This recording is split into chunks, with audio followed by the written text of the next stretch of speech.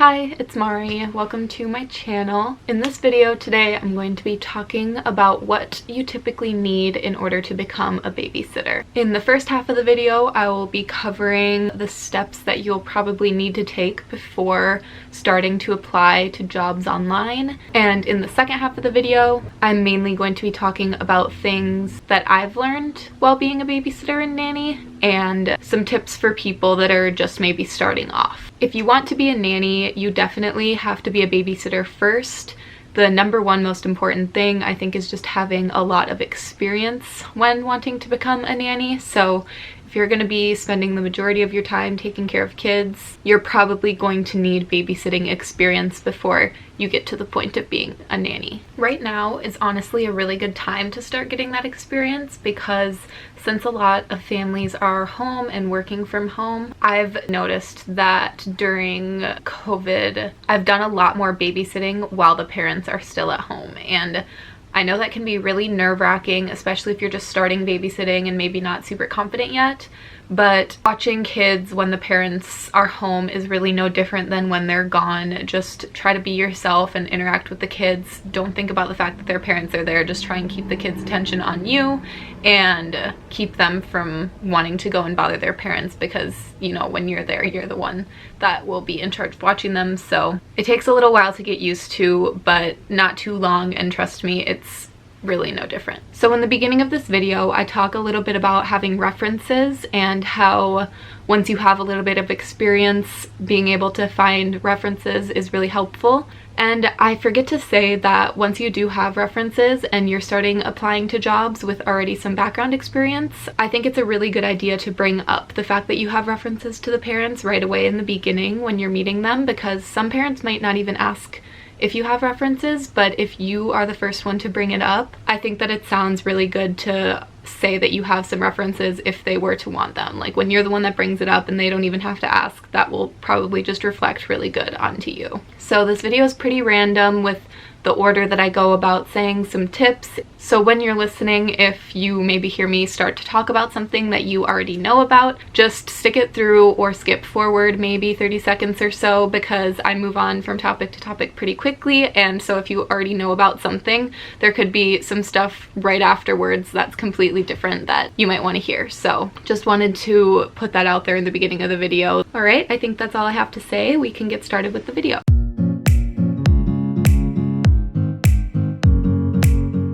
So the first thing that I would definitely say you need when looking for new nannying or babysitting jobs is references. A reference is someone who knows you and can vouch for your caregiving skills.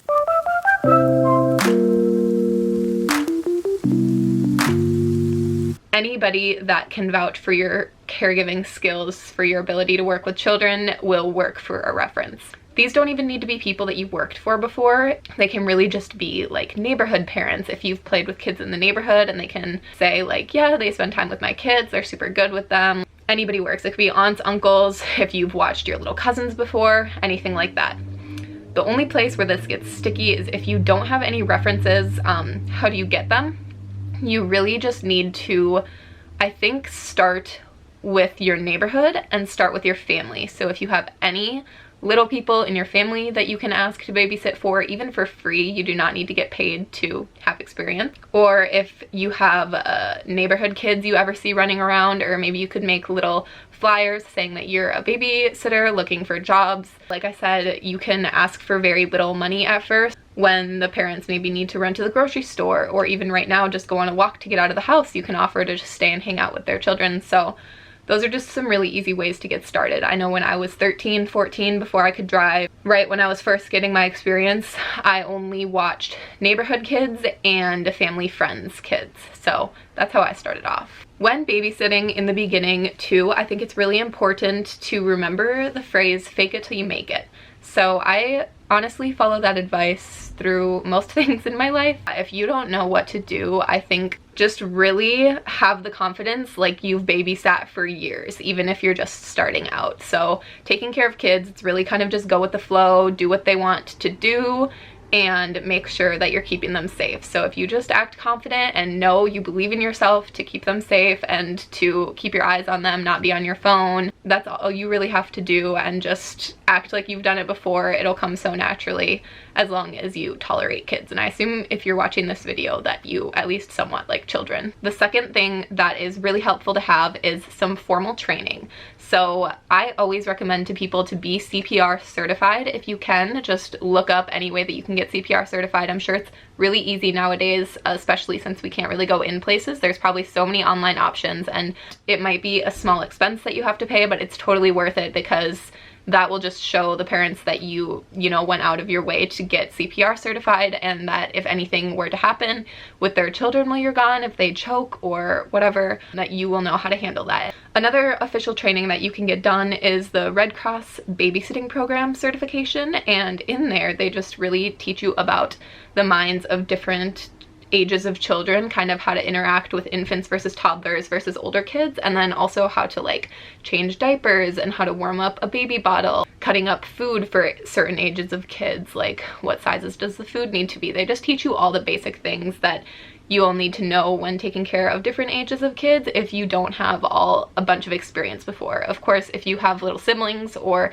little cousins that you basically helped raise, nieces or nephews, you might not need that formal training because you already have a bunch of experience that you can tell parents that you have. But if you're starting off with little experience, having that extra Red Cross certification sounds really good. Okay, so if you have references and you have your CPR certification and you think that you're ready to start looking for jobs, I would say that the third step is to make accounts online. So I use care.com, which you can watch more about in my other video, but there's also lots of different websites. Sitter City I know is one, and there's just tons. You can do au pairing if you want to nanny abroad in another country. There's also certain websites for like live-in nanny jobs if you're looking to like move into a house with people, but you can also find those jobs on care.com as well. So after you make an account, the last step is really to just apply. And I know it's easiest to just have a basic message that you send people about yourself and telling them why you're interested in a job, but it really helps to stand out the most if you talk about why you're applying specifically to their job. So personalizing your message a little bit to say like, oh, it looks like you're looking for a babysitter on weekends, like that's exactly when I'm free, or oh, I see that your kids are 3 and 5, and I've actually had a lot of experience working with kids under the age of 5, especially with the younger kids. I know it's reassuring for parents to hear that you've worked with them, just because there are a lot of things about little children that are different than older kids. Of course, the older the kids get, the kind of easier it is because they know how to take care of themselves a bit more. Do not be afraid to ask questions. Seriously, especially in your interviews when you're meeting people, it looks really good for you to actually be asking questions about their family. So some of my go-to questions after they tell me about, you know, kind of their family and what they're looking for and about their kids' personalities or whatever, they'll probably ask you. So yeah, do you have any questions? One of the things that I always say is,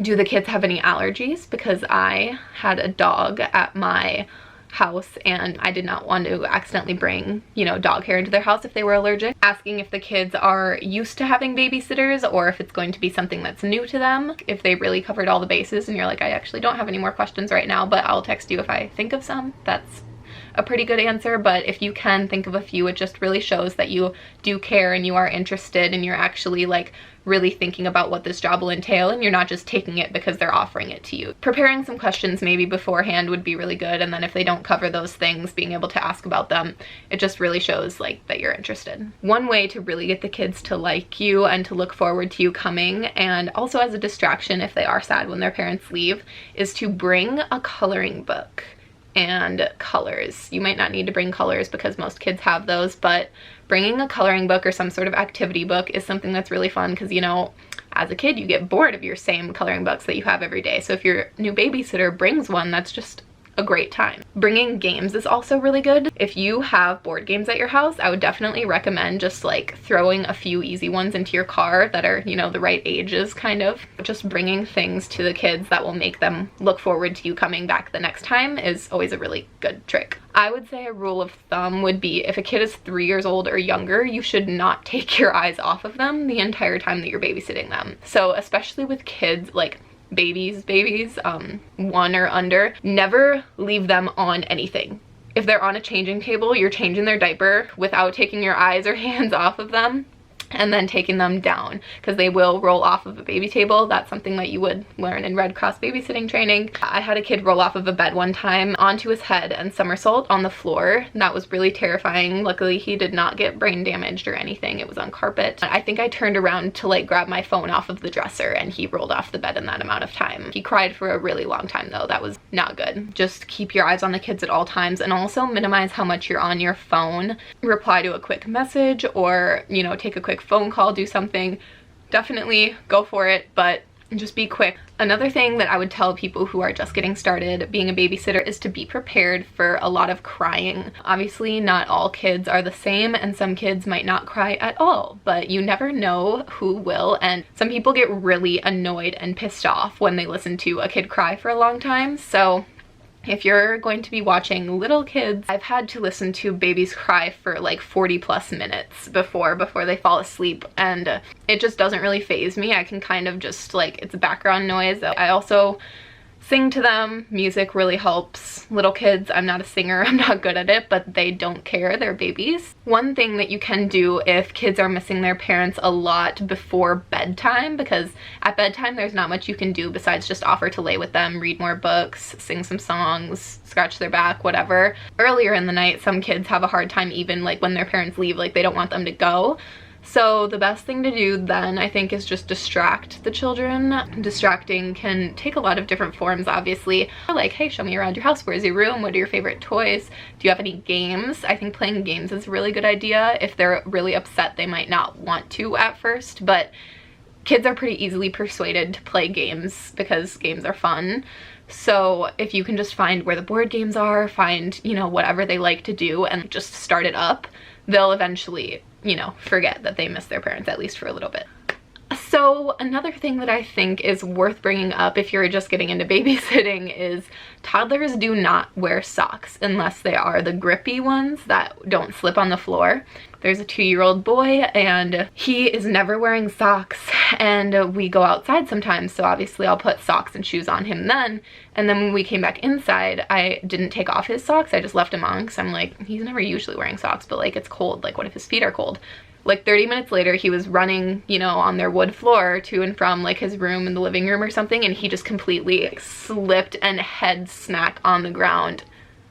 It was not good, crying. He turned out fine. Again, I think he hits his head a lot. There's certain kids that really are just like pretty indestructible, but toddlers don't wear socks. Keep that in mind. One quick tip for people who are a little bit younger, maybe under the age of 15 or so, if you don't have your driver's license yet, don't know if you should be making profiles on the internet yet, like on care.com, and you're kind of just refined to like neighborhood and family friends type of deals. Another really good place to post on, I would say, is Facebook or Facebook Marketplace. There's all different like groups on Facebook, so if you can find like a neighborhood group and post like, hey, I'm 15, 14 and I'm a babysitter looking for whatever, most people will just see that if you're a little bit younger. Usually you get paid a little bit less if you're younger, just because they assume that you don't have as many responsibilities yet. When you get older, you know, you have to start worrying about rent and car payments and phone payments and whatever. Like with age just comes more bills. So when you're younger, people still will definitely be looking for you and for babysitters, because if you're close by and you're cheap, why wouldn't they want to use you? So I think it's totally worth it to make a Facebook profile, or ask your parents if they have a Facebook, if they can post for you, that you're just looking for jobs. Making a Facebook Marketplace post would be good too, because anybody could come across that even if they're not looking for it and be like, oh, you know what, like we do actually want another babysitter just to have on hand. It's just really good to put yourself out there in any way that you can for people to find you, especially if you're under that age of 16 or whatever. I think I made my care.com profile when I was 15, but you technically need a parent's permission then, and so I think I had 2 emails at the time, and I just made one my primary email, and then for the parents' email I just used my other one. But then I just made sure to mention when applying to all my jobs that I do not have a car because I cannot drive yet, but my parents are willing to drop me off and pick me up whenever you guys need to leave and come back. So you can always do that if you have a ride. Going back to the references piece a little bit, finding families that will consistently want you to come back so that you can really get to know them and they can really grow to trust you with their children will be the perfect people to use for references. I would also never wear a white shirt to babysitting. That's kind of just like, it will get dirty. Kids are just nasty, you know, even like holding them, like they have gunk on their hands all the time. So wear clothes that you don't care about for sure. So I think that covers everything that I was going to talk about today. I hope that you guys enjoyed watching. I hope that this helped with some people if you're looking to get started in the nannying or babysitting world, kind of how to go about doing that. Comment down below if you have any questions. Give it a thumbs up also if you liked this, and maybe subscribe to my channel. Thanks for watching. I'll see you again next time.